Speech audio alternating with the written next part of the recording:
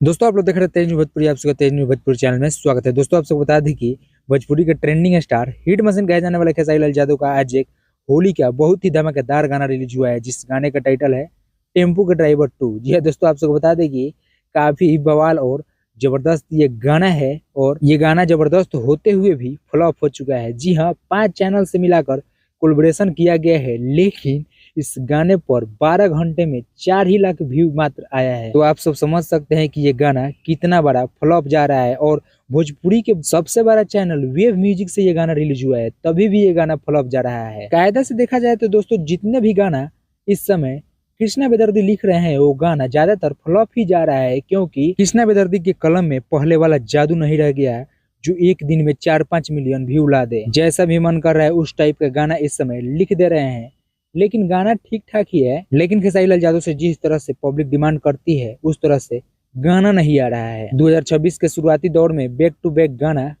तहलका मचा रहा था। इससे लग रहा था कि खेसारी लाल यादव इस समय ब्लॉकबस्टर जा रहे हैं, लेकिन पता नहीं खेसारी लाल यादव के ऊपर किसका नजर लग गया कि इस समय बहुत ज्यादा गाना फ्लॉप जा रहा है। खैर दोस्त, गाने में और वीडियो में कहीं से कोई कमी नहीं है। आप सब गाना जाकर सुनिए और आनंद उठाइए। तो चलिए मिलते हैं किसी और वीडियो में किसी और टॉपिक के साथ। तब तक के लिए जय हिंद, जय भोजपुरी।